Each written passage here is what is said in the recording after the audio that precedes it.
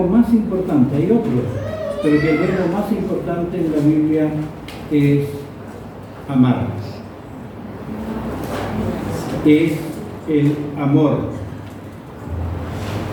Que para los seres creados, para la divinidad, es fácil amar.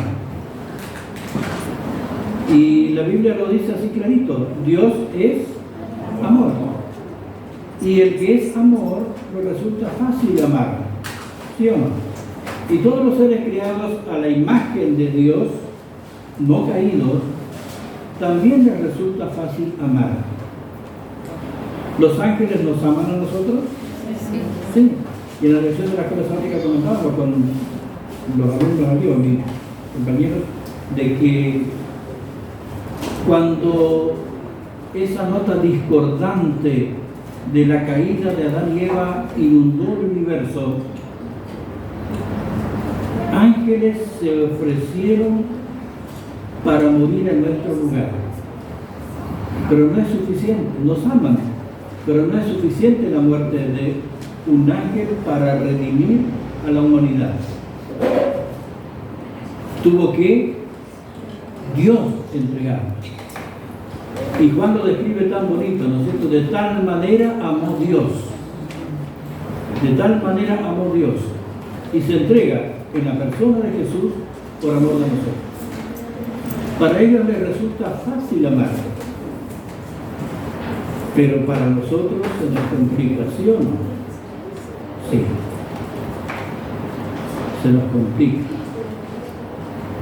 Porque si hay algo que Satanás hizo, es distorsionar este verbo, es distorsionar lo creado por Dios, distorsionar el concepto de amor. Y vivimos en un mundo donde el concepto del amor está distorsionado totalmente. Hay aberraciones del amor. Y hoy quiero hablar con ustedes acerca de los niveles de amor que la palabra de Dios, o Dios a través de su palabra, pide que nosotros tengamos. Distintos niveles de amor. Y vuelvo a decir, es un verbo complicadísimo, pero que es necesario que nosotros lo abordemos.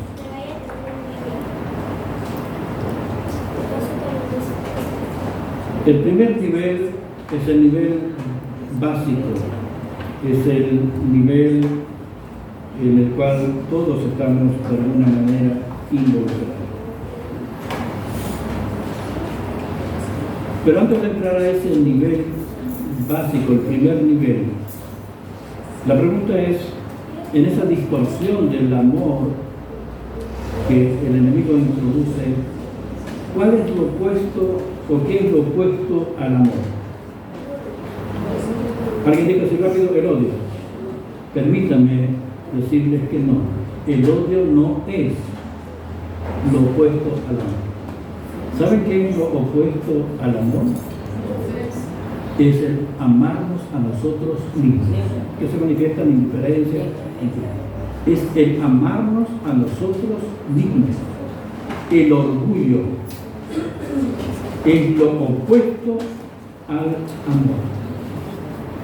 El amarnos a nosotros mismos. Y eso, esa distorsión del amarnos a nosotros mismos, hace que tengamos algunas conductas también distorsionadas. Isaías capítulo 49, vamos a buscar allí.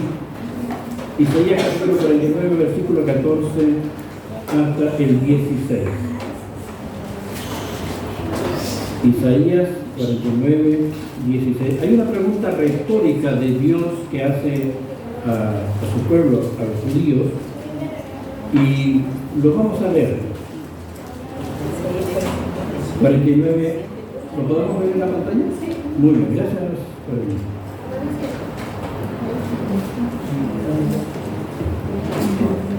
¿Se olvidará la mujer de lo que dio a luz para dejar de compadecerse del hijo de su vientre? Aunque olvide ella yo nunca me olvidaré de ti. La pregunta es, ¿puede una mujer, puede una madre olvidar a su bebé, a lo que dio a luz, lo que salió de ella? El amor surge cuando uno está solo. El amor surge cuando hay otro. Por eso Dios es amor, porque desde toda la eternidad están los tres, Padre, Hijo y el Espíritu Santo, y se aman. Por eso el amor existe. El amor surge cuando hay uno, no surge cuando está solo. Entonces cuando llega el bebé, debería surgir, ¿verdad?, el amor de la mamá. Hay un cambio que se produce. Todos aquellos que en el hogar han sido madres y padres, hay algo que ocurre allí maravilloso, un milagro, y hay transformaciones en la conducta, en la vida de la mamá y del papá. ¿Y cuál es la reacción del padre? Debería ser que surja el amor, ¿sí o no? Pero muchas veces no surge el amor en esas circunstancias cuando llega un bebé o nace un niño en el hogar. No surge el amor. Y si no, explíqueme por qué existen los orfanatos. Los orfanatos no existen solamente, lamentablemente, para atender a los niños cuyos padres han muerto. Hay muchos que están allí cuyos padres están vivos, porque los han abandonado, y no por amor. Y saben, los traumas surgen, los psicólogos así lo dicen, la mayor cantidad de traumas surge en el hogar por esa distorsión. Yo no he visto ninguno que esté con algún trauma por exceso de amor, es por falta de amor. Y mi invitación en esta mañana es, cuando vamos viendo estos distintos niveles, pidámosle a Dios y hagamos un análisis, no de Betty, no del hermano Tobá, de mí mismo. ¿Cómo estoy yo en ese nivel del amor que Dios espera de cada uno de nosotros? Son raros, pero existen casos donde hay distorsión del amor en la familia, en los hogares, ¿sí o no? Yo lo digo por experiencia personal. En casa somos 6, 4 varones, 2 mujeres. En este momento hay uno de ellos que nos ha traído dolores de cabeza, por los cuales estamos orando. ¿Hay o no peleas, odios dentro del hogar? ¿Sí o no? Sí. Padres que se enojan con sus hijos, hijos que se enojan con sus padres, esposos que se enojan con su esposa, o esposa que se enoja con... Estoy hablando de enojo, podría decir odio. Se odian dentro de la misma familia. ¿Y sabe cuál es el nivel básico del mundo? Jesús así lo dijo, que aún los malos aman a los suyos. Jesús lo dijo. Ese es el nivel mundano básico. Aman a los suyos, lo que es carne de su carne, hueso de su hueso, lo aman. Después lo vamos a ver desde otro punto de vista, en un ratito más. Pero a veces en nuestros hogares cristianos ni siquiera alcanzamos el nivel básico, mundano. Porque hay problemas. ¿Y por qué hay problemas? ¿Por qué no hay amor? ¿Por qué no amamos? Alguien dijo en la clase de la escuela sabática, no, yo amo a mi hijo. Pero estoy hablando en general, ¿verdad? No así un caso puntual. Surgen problemas en los hogares. ¿Recuerdan ustedes el caso de Jacob? ¿A quién le hizo una túnica de colores? Al que amaba más. Y allí aparece la aberración, la distorsión del amor, cuando mamá está con uno y cuando el papá está con otro. ¿Me entienden? ¿Qué ocurre cuando amamos en la familia a alguien más que a otro? Herimos, lastimamos, porque no hay nada más triste que el saber que no somos amados. ¿Sí o no? No hay nada más triste que el sentirse que no somos amados por los nuestros, por los que deberían amarnos. Y surgen problemas. Y conocemos el resto de la historia de Jacob, cómo los hermanos actuaron, ¿no es cierto?, con aquel favorito del papá.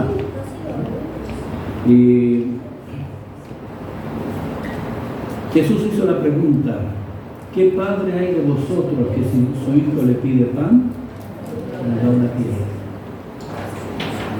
¿Qué padre? Y si vosotros me pidiereis, yo les daré el Espíritu. Lo vamos a ver también un poquito más adelante. Y normalmente el papá y la mamá deberían decir: sí, amamos a este hijo, a ese niño que llegó, pero no siempre es así. Y hay otro nivel de amor que quiero compartir con ustedes, que es mucho más complicado. Antes de entrar a ese segundo nivel, quiero decirles que el lugar donde surge el amor, ¿dónde es? No es en el corazón. Hemos inventado, y esta es otra distorsión, de que el amor surge en el corazón. Es cierto, el amor es un sentimiento, pero no tiene que ver con los sentimientos, tiene que ver con la mente, con el pensamiento, con nuestras decisiones. Yo decido a pesar de amar. ¿Y por qué no amamos? Porque no tenemos el pensamiento de Cristo. ¿Cuál era el pensamiento de Cristo según Pablo? El mayor, ¿qué tiene que ser? Tiene que ser el menor. ¿Se dan cuenta? Propuesto orgullo. El pensar, la mente de Cristo era que el mayor tiene que ser el menor. ¿Qué ven en nosotros nuestros hijos? Recuerden que hasta en torno a los 3 años, los hijos, nuestros niños, captan el amor y el carácter de Dios, captan a Dios a través de los padres. Ellos no tienen la capacidad de abstracción y de ver a un Dios lejano, invisible y captarlo. No, lo captan el amor de Dios a través de los padres. Qué tremenda responsabilidad. ¿Qué estamos reflejando nosotros? ¿Hay amor en nuestro hogar? Un examen. Hagamos allí. Veamos a nuestra familia. Si hay algún problema, es hora de corregir. Como hace el profesor, manda a estudiar de vuelta, acérquese para el próximo examen. Tengamos en cuenta. El segundo nivel decía que es un poco más complicado porque va en contra a lo que nosotros sentimos. Va en contra a lo que sentimos. ¿Cuál es el mandamiento? Amarás a tu prójimo, como a ti mismo y a Dios, pero también a nuestros enemigos. Y ahí la cosa se complica. ¿Sí o no? Qué verbo tan complicado de amar, ¿no?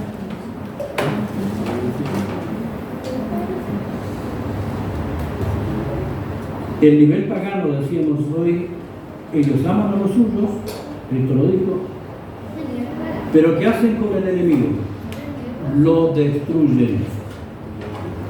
Y hay grupos religiosos, ideológicos, que son capaces de ponerse un elemento explosivo y meterse en un lugar público, y a los que no creen como yo, no piensan como yo, son enemigos, y los matan. ¿Sí o no?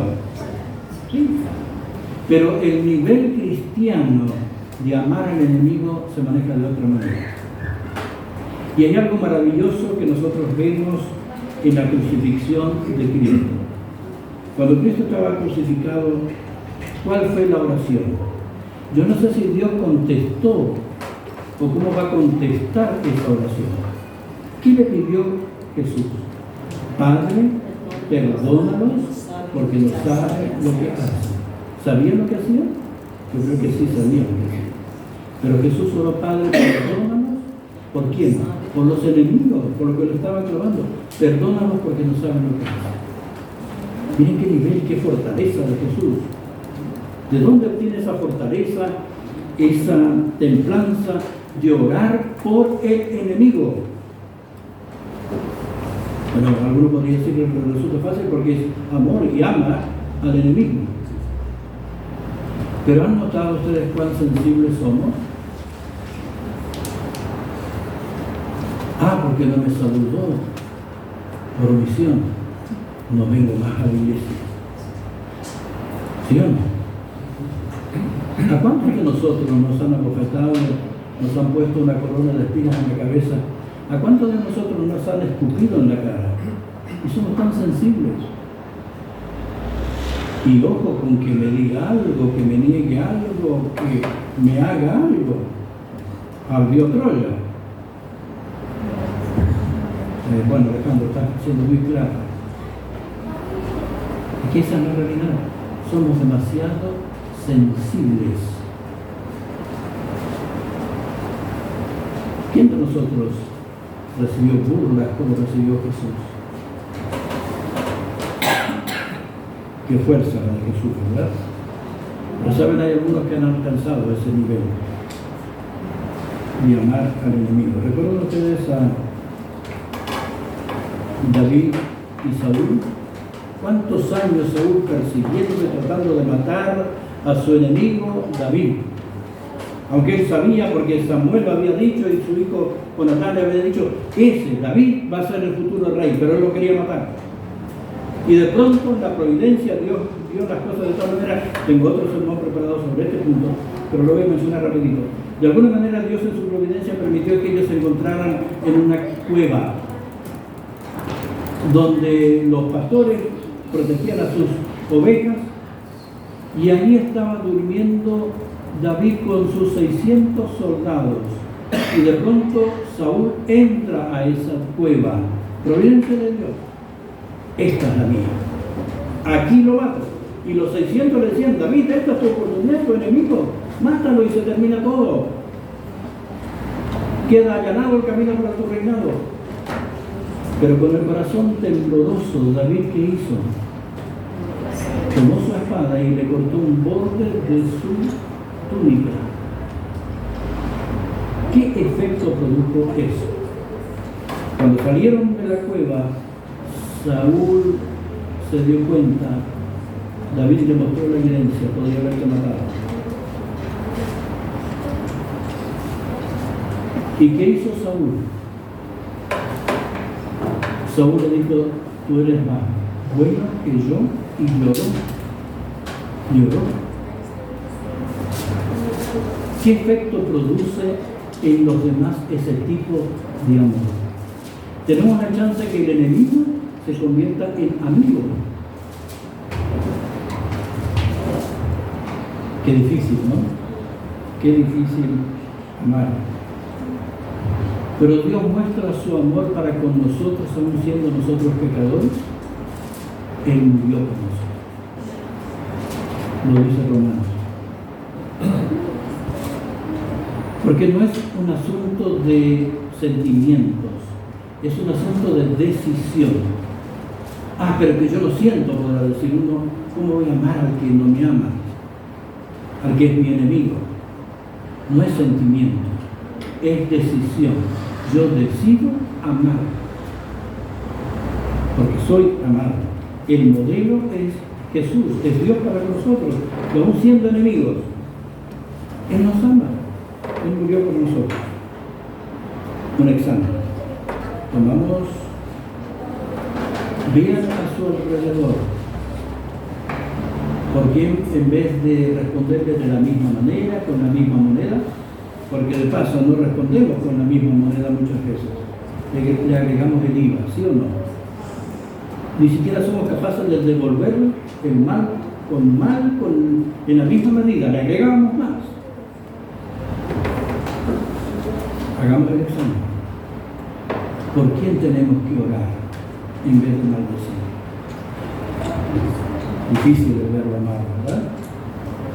Pero hay otro nivel, y es muy, muy interesante. Vayamos al Antiguo Testamento, segundo libro de Samuel, capítulo 18. Segundo libro de Samuel, capítulo 18.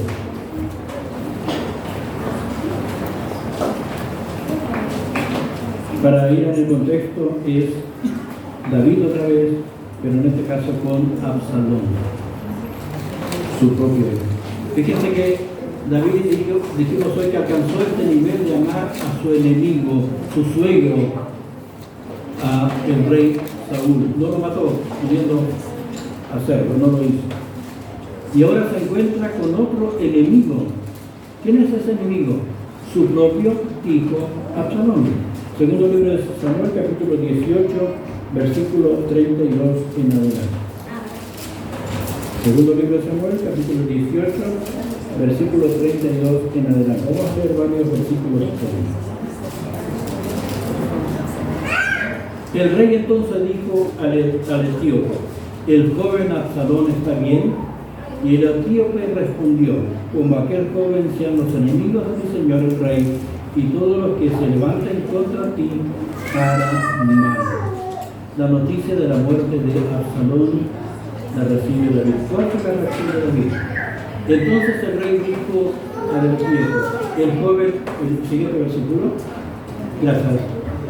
Entonces el rey se turbó y subió a la sala de la puerta y lloró yendo, decía así: hijo mío Absalón, ¿quién me diera que muriera yo en tu lugar o en lugar de ti? Absalón, hijo mío. Qué escena, qué drama, ¿verdad? Su enemigo muerto y él llora. El siguiente versículo. Sí, el capítulo 19.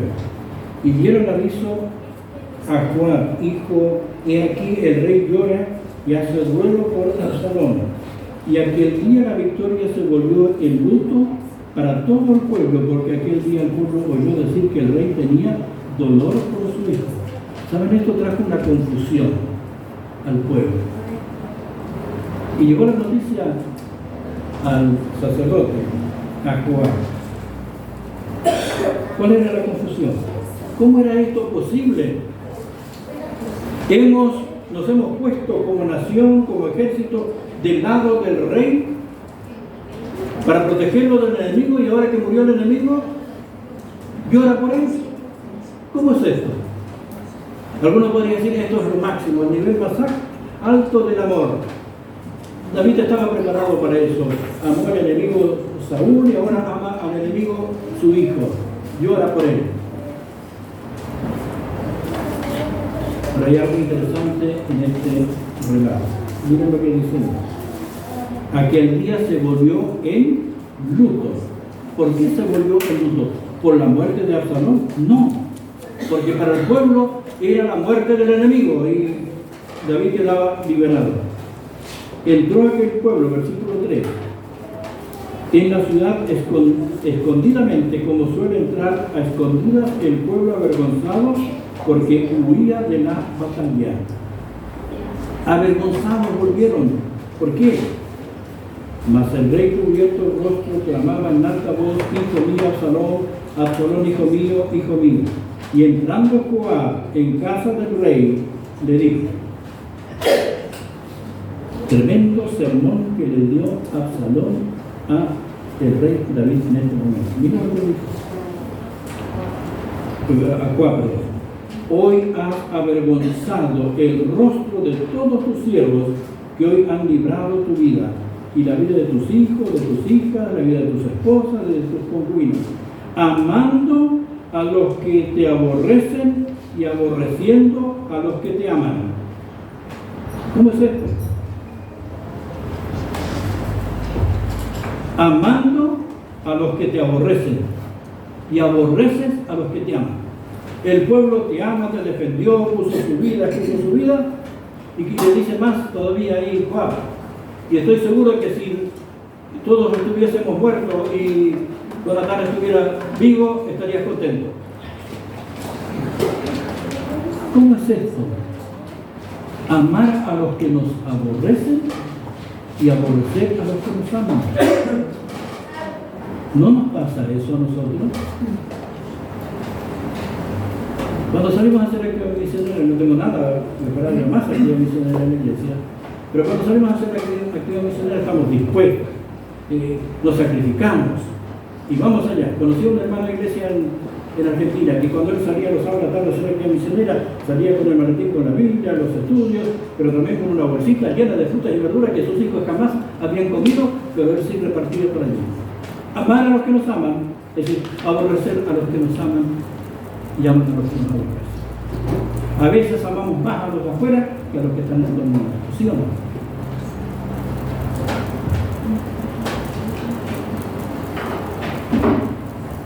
¿Cómo amar como Dios espera que nosotros amemos?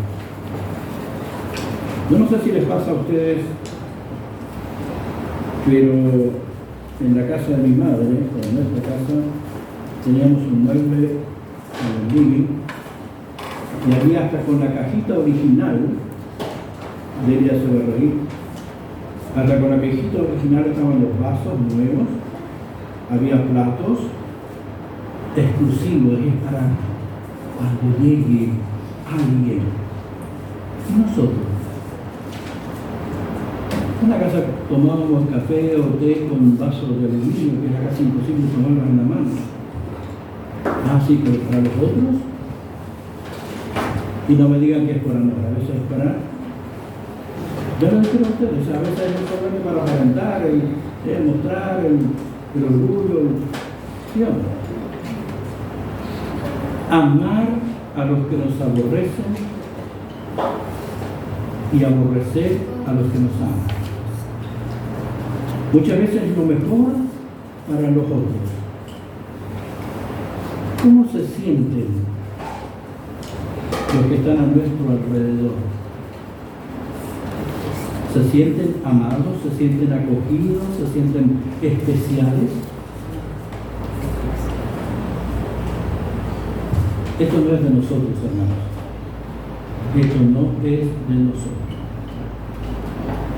Romanos capítulo 5, versículo 5, y nuestra hermana María leyó al principio. Vayamos al mundo. Ojalá que alrededor de nosotros, hermanos, se manifieste el amor. Amemos a los que nos aman. Romanos 5, 5. ¿Qué dice el texto? ¿Lo tenemos?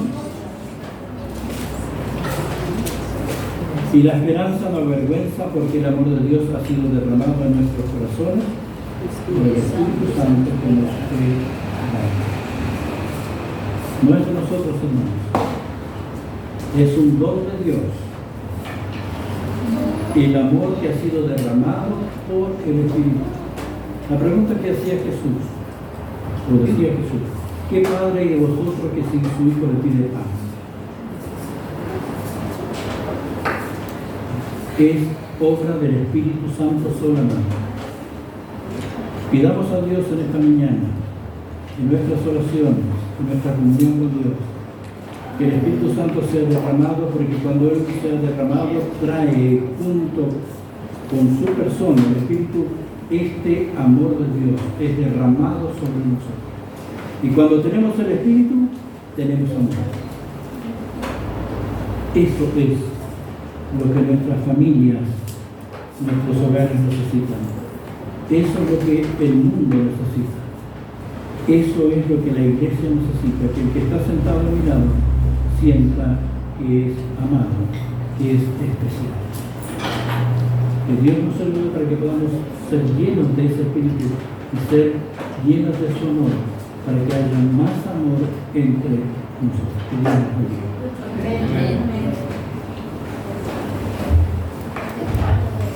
Para finalizar, vamos a cantar el himno.